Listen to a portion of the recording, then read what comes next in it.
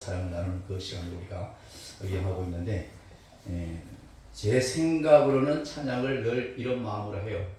지금도 오다 보니까 아직 별을 베지 않은 눈이 있는데, 별을 본 사람은 알 거예요.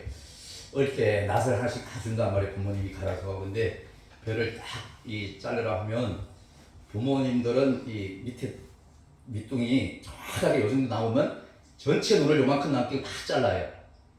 그러니까 우리 젊은 사람이나 좀 기술이 없는 사람은 길을 줄 수도 있고 짧을 수도 이래. 정확한 허리 구부려서 자르면 정확한 센치로 남아있는데, 그 옛날에 그 아버지가 한 생각이 갑자기 오늘 보면서 그 생각이 드는 거예요. 왜 이렇게 요만큼 놔두고 자르냐 내가 물어봤어요. 어린 나이에도. 근데 참 그 생각이 오늘 또 들었는데, 별을 그렇게 요만큼 자르고 나머지를 길게 자른 이유가 있다는 거죠. 옛날에는 이 그름을 줄 만한 필요가 없는 그런 시대에는 스스로 논 안에 있는 남아있는 그 농작물의 일부분이 썩어서 비료 역할을 한다는 거예요. 그래서 정확하게 이 정도 남게 해서 그걸 잘라 놓으면 겨울 내내 바싹 건조해서 부서져 있도록 말랐다가 여름에 못 심기 전에 물을 대면 그것이 흐물흐물해서 물속에서 썩어서 그런 역할을 한다는 거예요. 그리고 우리 인간이 가지고 수 있는 것은 그 나머지 한 70%, 80%, 그렇죠?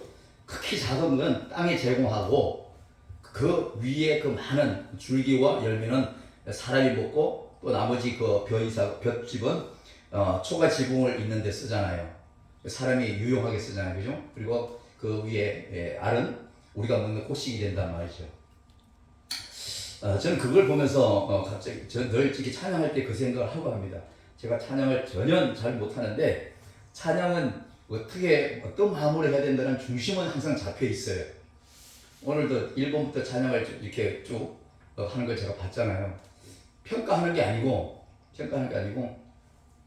찬양을 내가 좋아서 하는 사람도 있고 내가 좋아하는 곡이기 때문에 늘 하는 사람도 있는데, 이 볏짚을 잘라는 그것처럼 저는 항상 그 기준으로 생각을 하고 찬양을 해요. 한 80%는 70%는 우리 하나님이 받으시고 나머지 30% 혹은 20%는 함께하는 회중이 공감하고 감동을 받고 하는 그 은혜로 찬양을 하는 것이다.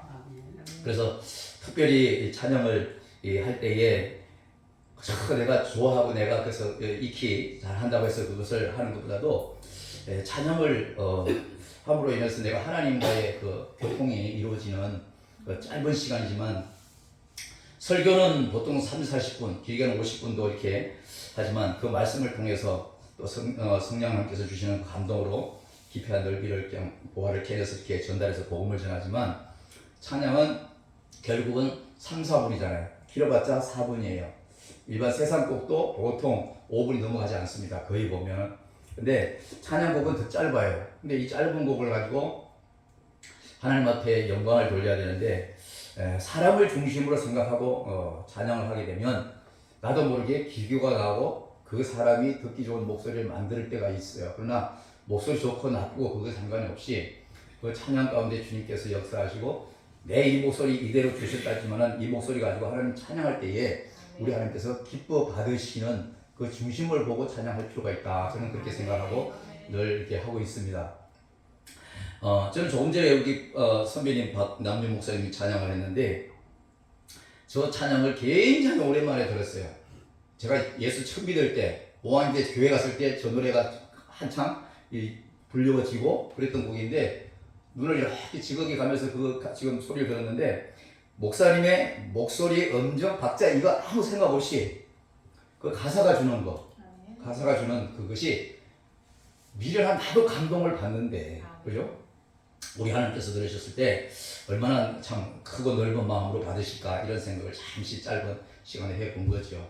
그러니까 우리가 한 달에 한 번 우리가 이렇게 찬양을 하고 모이지만은 결코 누가 찬양을 잘한다, 절대로 목소리가 좋다, 뭐 나쁘다, 뭐 이게 아닌 거예요.